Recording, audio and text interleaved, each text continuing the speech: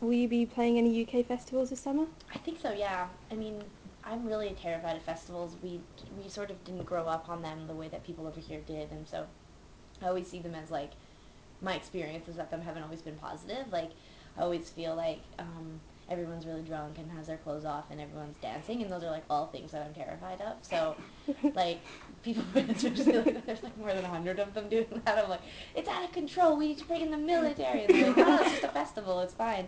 But yeah, we're gonna probably try to do it, and um, Which ones do you think you'll play? I don't wanna. I mean, I have no idea. I don't want to say. No comment. Okay. I'm thinking that I think we were waiting on a. We were waiting on a. Maybe Leeds and maybe. Reading. Maybe Reading. Yeah, I can't Okay. remember. I don't think Glastonbury. Like, there Oh was a no. couple. Yeah, but I think that we're still like we're not really known as like a festival band, and I don't know that. I think it's always like real. People are always like, you should play this festival, and we're like, yeah, they don't really like us. I don't know why. So for us, we've always sort of like just circumvented that whole scene. So this is the first year where my managers are kind of like, please, just do them. Yeah, it would be cool if Please. you did. Yeah. The smaller Yeah. stages are much more They're kind of cooler, intimate yeah. as well. It's not a big Yeah, the outside small stage. tents and things. We realize that that's like something we have to totally tap into. And there's great ones everywhere. Like this year in Australia, the big day out, we didn't get an offer from them, and everybody when we were in Australia was like, "Why aren't you playing the big day out?" And you kind of are like, "Well, it's not just as easy as being like, hello, I'd like to play the big day out now, so we'll be over there in a minute, all right?" But it's like we really want to. We grew up going to folk festivals, which wasn't always folk music. It was just like really eclectic music, and it would be in the inner city, and you would have like really kind of crazy mixes of like genres of music, and those were kind of like festivals, but like more like I guess like multi-staged kind of like concerts that weren't like you camped and there was hot dog vendors. It was Yeah. more like day events and stuff like that. And so like I think that I'm trying to like wrap my brain around trying to make those two things the same. You know, Okay. fun, safe, happy. Okay. Yeah. If you could perform on stage with anyone, alive or dead, who would you choose? That's kind of like a standard question. Right. Yeah, that's a hard one. I mean, I felt really insanely jealous recently when Arcade Fire joined Bruce Springsteen on stage because Bruce Springsteen is like my favorite. But then I think of myself on stage with Bruce Springsteen and I'm like, what skill do I really have?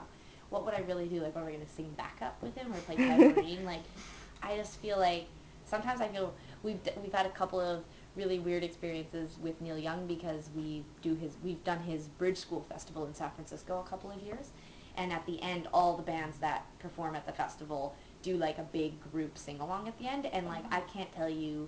I mean, we basically Tegan and I were hiding under a table, and someone had to literally come and be like, "Get out there right now!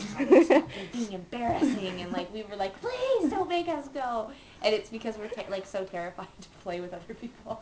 I think it's because we're twins and we didn't play with other kids when we were growing up. We really were spooky and like sat in the corner and talked to each other in like a weird ubu jubu language and stuff. And our mom would be like, "Go over there and talk to those kids," and we'd be like, like cry all the time and stuff. And it's kind of like that with Neil Young when we played his festival. Bruce Springsteen would be amazing though. Yeah, he'd be like, "Oh," he'd be like, "Come on, girls," or whatever, however he talks, and we'd be like, "Okay, Bruce, we'll go with you." Like, we'd be so scared. Yeah. Okay. This we were gonna ask Tegan this, but Okay, I'll try to be Tegan right now. okay, yeah. Yeah. At Bush Hall last year, Tegan said that she wouldn't play My Number. Mm. But apparently she started playing it now. So why She is did. that?